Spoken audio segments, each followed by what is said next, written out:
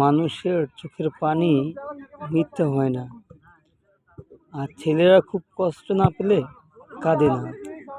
আর ছেলেদের চোখের পানি শত কষ্টের মাঝেও আসে না, শুধু পছন্দের মানুষ, ছলনাবী নারী বা প্রিয় মানুষটির ছলনার কারণেই তো ছেলে চোখের পানি আসে।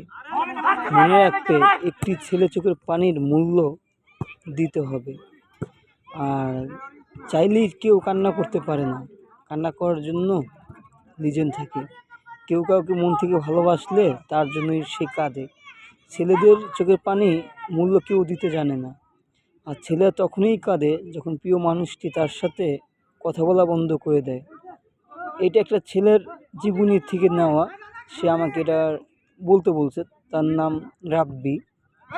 সে বলল যে আমার বাবা মা মারা গেছে, আমি কান্না করিনি, চোখে পানি আসেনি। আম্মা এত মারতো, আমি কান্না করিনি কখনো। কিন্তু যখন আমার পছন্দের মানুষটি বা প্রিয় মানুষটি সে আমার ছেড়ে চলে গেল, আমি অযোধ্যারা কান্না করছি আর বলছি, আল্লাহ যে আমাকে কাঁদাইছে তুমি তাকে কাঁদাও, তুমি তাকে সুখী রাখো না থাকে। এটা বিচার আমি তোমার দরবারে দিলাম, আল্লাহ তুমি তাকে বিচার করো।